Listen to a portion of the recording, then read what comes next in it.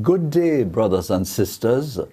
It's wonderful to be with you, our EWTN fans, once again, for Church and the Poor.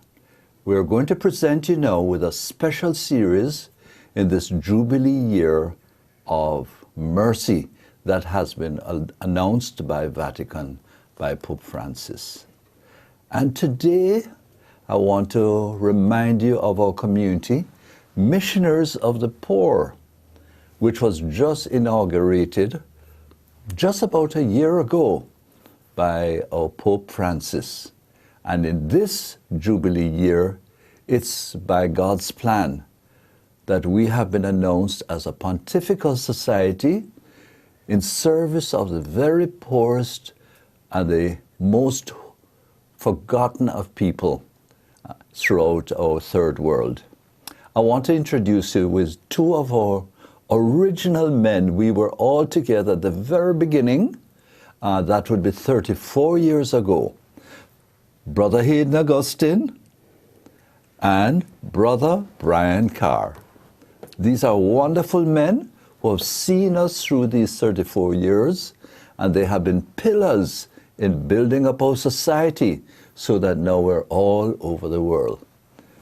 Brother Brian, what do you have to say to the EWTN folks? Well, it seems like this year Pope Francis wants everybody to become a missionary of the poor. We all have to be busy with the works of mercy, so he really has invited all of us to unite behind this wonderful vision of receiving God's mercy and giving God's mercy to others. It's such a endorsement of our charism from our Holy Father. Do you think this was purely accidental, Brother Brian? Well, you know, Father, Pope Francis went to the Philippines. We're there in the Philippines. Then he went to the U.S. We have our mission in the U.S. Then he went to Kenya. We're there in Kenya. Then he went over to Uganda. I wonder if Pope Francis is following us. Pope Francis, MOP. Amen. And you know, he was a Jesuit. Mm-hmm. Well, he is a Jesuit still, as I was. He's following us. But then he went the way of well, surely being our brothers Franciscan. are truly encouraged by our Holy Fathers really lifting up the works of mercy. And in this time when there's so much war and violence, harshness and cruelty, lack of forgiveness, the Holy Father is saying this is what is central for the needs of man and the needs of people right now. And it is a central message of Christ. The gospel, amen, Father. Yes. Mm-hmm. The parable I'd like us to look at, which is very precious to the heart of Missionaries of the Poor, if you'd follow along with me, is Luke chapter 10, verse 25. Behold, a lawyer stood up to put Christ to the test, saying, Teacher, what shall I do to inherit eternal life? He said to him, What is written in the law? How do you read? And he answered, You shall love the Lord your God with all your heart, and with all your soul, and with all your strength, and with all your mind, and your neighbor as yourself. And he said to him, You have answered right. Do this, and you will live.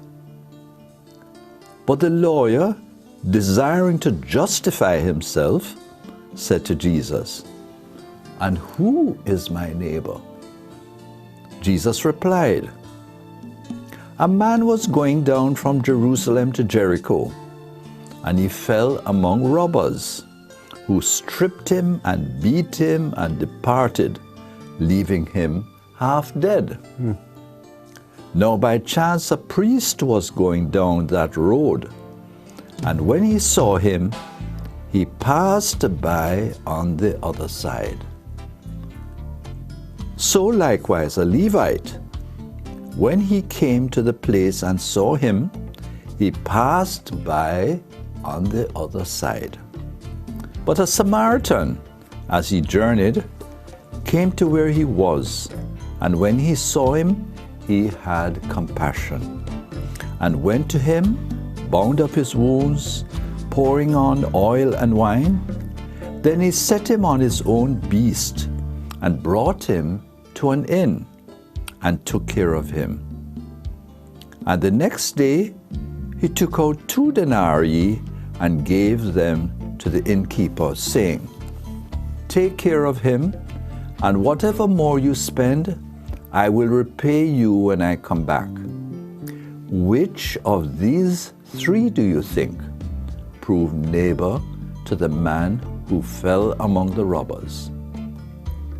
He said, The one who showed mercy on him. And Jesus said to him, Go and do likewise. The gospel. So, brothers, what surprises you in this parable? Isn't it strange that the most sacred of men, the priest, And the Levites. what did he do? Passed by the other side. Passed by. Yeah. Why do you think he passed by the other side? Well, the biblical scholars would say he feared ritual impurity. He was on the way to the temple. Oh, you think so? They would say Inconvenience yes. and ritual. He was on the way to the temple, so if he had touched him, he'd be defiled. So he Couldn't all perform kind of the rites, and he couldn't fulfill his technicalities. priestly duties. Yes, I remember one time, Brother Hayden, you told me, and you were a little bit surprised, that you were chastised for washing dishes and Oh, yes. cleaning pots and, This is in Uganda. and picking up babies and wiping up their mess and so forth. the cleaning of the because you pots. have priestly hands, no? You have priestly hands, and priestly hands shouldn't do that. The Is that cleaning right? of the pots is what amazed me, because this is a thing we do in our home. You know, we all wash House dishes, duties. house duties. And I'm thinking I'm being very dutiful, to wash the dishes. And this is one of our candidates, one of our young aspirants in Uganda. He goes home and he reports delighted. He's telling the priest, his parish priest, that, and hey, the superior is washing with us. And the parish priest took offense. This is, what kind of a superior is that? He's washing dishes. He's not. He's Unholy work. disgracing. Yes, he's disgracing his position. But what is also strange is that you, as a priest, are being called a brother. Isn't that kind of a little bit odd? I mean, brothers, I could see, conventionally people would say brothers are the ones who clean and wash and do menial works. But it is not proper for a priest to do that. And here we have the priest walking, as I think most would have been advised, do not go among the poor and do not go where you might be robbed. Isn't that so? Well, how you feel about that in your vocation? You're really an ordained man. We live in the ghetto where we robbed any day. We walk the streets of the main streets of Kingston, among the most dangerous people, perhaps. But we chose to live here. We chose to be among the poorest and the dirtiest and the most dangerous of locations. Precisely that, Father. In those early days, Right. From the beginning. to be immersed in the difficult situations of people's lives. But remember that Jesus used to tell us about, Father, in the early days, who washed his disciples' feet. That's what caught our imagination. And our motto, when we told you about our motto, Service Dulce, you said, what motto is that? That our motto should be, we should wash your feet. I remember. in 1986, was it? Right. Well, we were approaching our diocesan status, I think, 1998. And we had this high-sounding motto, you remember? Servicium Dulce cum Christo Crucifixo. And Father rejected it and said we should wash the feet. What motto is that? Your motto should be, we must wash your feet. And one brother answered, we must wash the children's bottom who are messed up and dirty and make clear our... Well, that's what it really means. That humble we should get service. our hands dirty, you know, Humble and service. do like what the Good Samaritan did. But are you happy doing that, Brother Brian? Well, after 35 years, Father, it has been a joy to serve. Yeah. It has been a real joy. And as you spoke about the early days, and I remember at Eventide when the government wasn't responding to caring for the people, and you let us, we went in, we took about 20 residents, or people who were blind and crippled, and we brought them to a little faith center. We didn't know what we were doing, but here we were bringing our dear Albert who just died, and Otterine, and all Annie. these poorest of souls. And that's how we started. Yes. But brothers, tell our EWTN people of this strange thing called the ordained brother. Now, I don't think it makes sense to people to be an ordained brother. But why is there that division in people's mind, you think? Ordination and brotherhood. Or is there any Yes, matter? you're correct, Father. There's a real perception that a priest is not a man of service to the least and to the poorest, and yet still that's so contradictory to what Jesus did. Jesus who cooked breakfast. The moment he rose from the dead, he cooked breakfast and fish for his disciples. He told Peter, I have to wash your foot, Peter, if you want me to, if you want to be part of me. And I mean, he touched lepers. Touched a blind. You know, it's so clear in the gospel. It's really remarkable how the church has moved away from the priest, the ordained minister, as a man of service and humble service. And I'm happy to be called a brother. Even though we are priests, we identify with that vital element of our charism as missionaries of the poor, to do humble service. But don't you find yourself in conflict with yourselves, being an ordained brother? Don't you find a conflict within yourself that it's not appropriate? Jesus is our brother, isn't it? Jesus is our brother.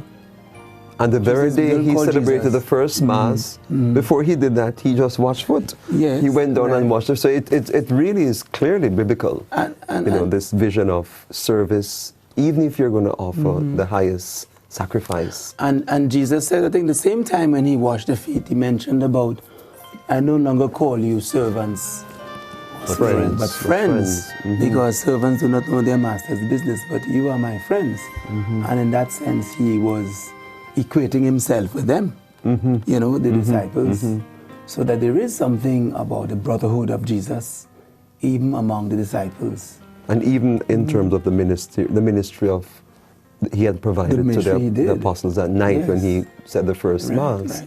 Even John doesn't even speak about the liturgy of the Mass, Eucharist, the washing of the feet. That was the highlight. It's a very stark message for our church in these times, because really the minister, the cleric, the priest is seen as one who does not engage the works of mercy and, you know, the humble and ordinary.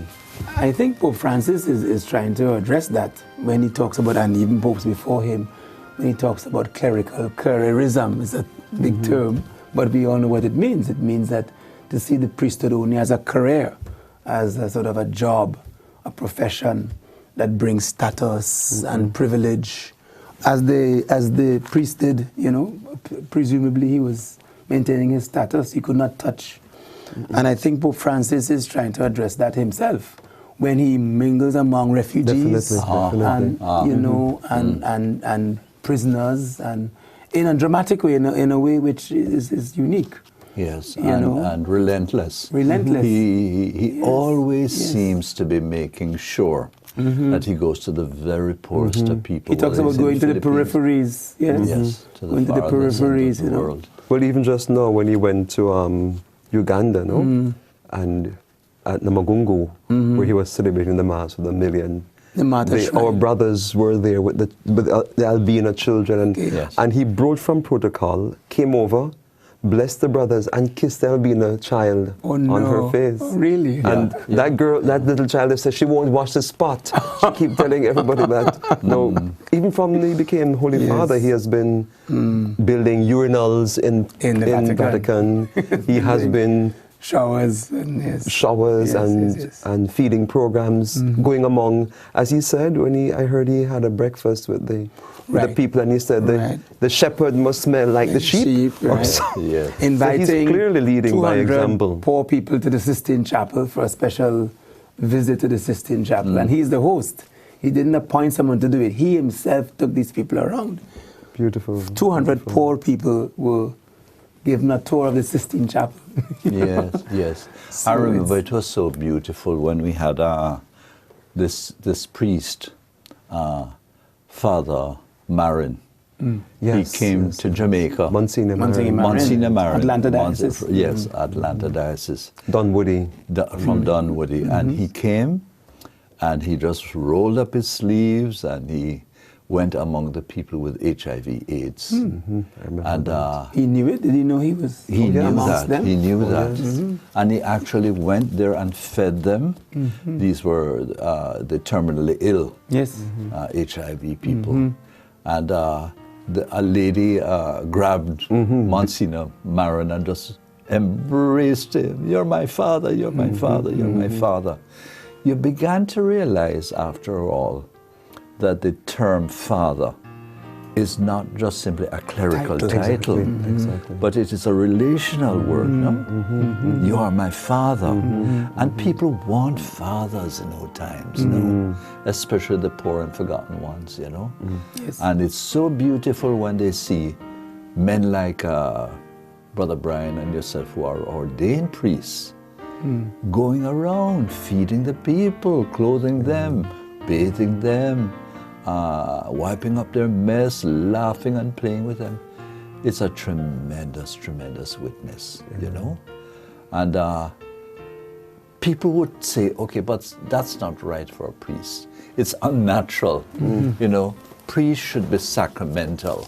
That's their role, and that's what they must do. But There's a yes, priest yeah. from Poland, Father Thomas, who visited us here, I think it was last year. And he went to the Bethlehem home, which is the home for our children. And he went on a Sunday morning for the Mass, our 10 o'clock Mass, our big 10 o'clock Mass. And he went before, as the brothers do, you know, to prepare the children. And he said he concelebrated the Mass. I was saying the Mass, but he concelebrated. But he spoke, of course, you know, and he says it's the first Mass and my best Mass because I've never changed diapers before celebrating Mass in my life. I changed 4 diapers, and I could not believe how meaningful this Mass meant for me because the offertory. Yes, I have served the poor, I've washed the feet. He mentioned it in his sharing.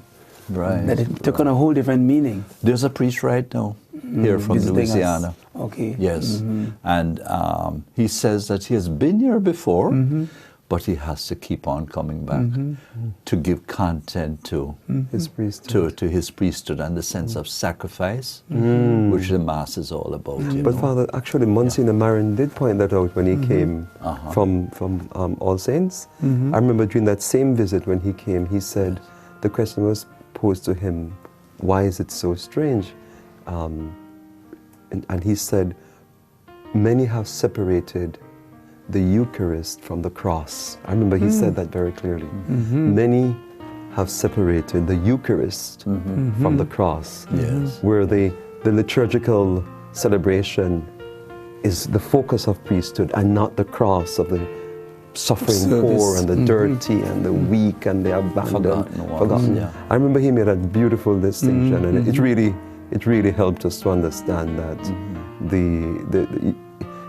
you'll be counter Christ if you try to do that. Yeah. In terms of being a man of a cleric and just doing the rituals of the Mass and not Fasting wanting on the to other immerse. Fasting You'll be on the other side. You won't go over to the reality of suffering And it and took a brokenness. Samaritan. It took a Another Samaritan twist who and was a not strange twist. not yes. at all, Not accepted by the Jews. Not accepted. Enemies by the practically Jews, to show yes. mercy. Well, would you describe a little bit what a day is like for a brother, for one of our brothers? What do you see that is unusual for a religious? Well, we mentioned, about washing people's bottoms and dressing their wounds. The brothers go down as early as 8 o'clock, sometimes even before that at times, and they take care of people who are totally helpless, disabled people, children, babies, and they care for them like their fathers. Or mothers for that matter. Beautiful. They feed them, they bathe them, they change their clothes, they sing to them, they preach, they take them to hospital, sometimes spending hours and hours waiting for attention. Take them on trips, take them to the beach, They just provide them with a whole new life, a whole new way of life. And the little people have children. said this, though, Brother Brian, that it's a why waste your life? They have said it to the brothers. Why waste your life when you're a young man, you're intelligent, you have a future ahead of you? Isn't it a waste of time? Anybody can be doing that work. But why you? I mean, you have a talent, you're a bright young man, and you have strength and health and so forth. Aren't you wasting your time? What do you think of that? That as a comment. Not at all. It has been such a joy and an honor to serve, Father. It's a fulfillment of the call to be Christ. Really. Don't you feel as though you wasted your time? no. Because you were at the back. Well, you were my teacher. You pulled me out of class and told me to come help you wipe away the wounds of the poor, and there's been not You a don't moment feel of as though you regret. wasted your time. You used to have a nice necktie and long sleeve shirts and so forth. No, you remember? In the ninth floor of the Bank of Jamaica. Oh mercy! Oh mercy! No, what but a joy! go back to Jesus. What a joy! Jesus could have been with the Pharisees and the chief priests.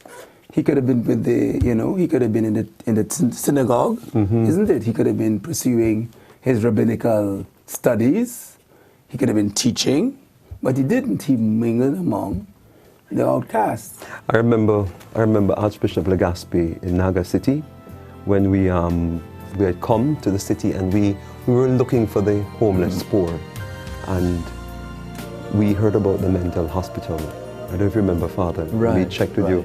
Right. And we went into this dorm where there were just like 100 men, dirty, lying in their filth, stark naked. They were just medicated and left on the floor.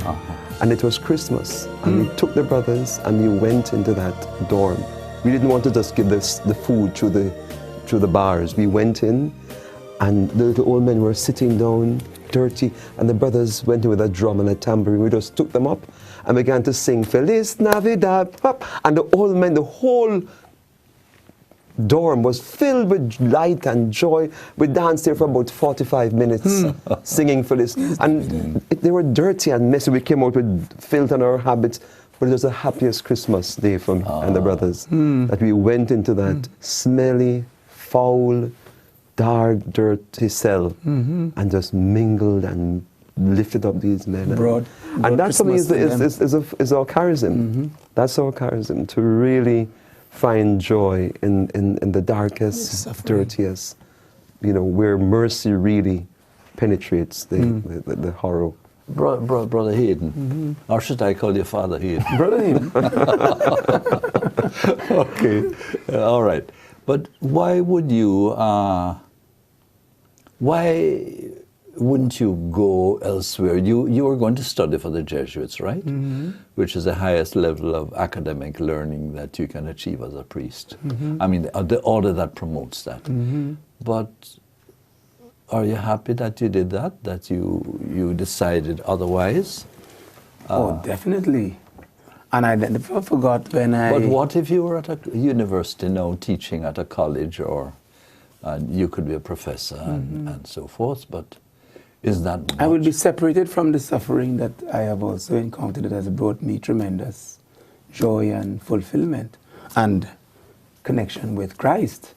I would have been perhaps buried in books and theories and, abstractions and not touch the reality of Christ.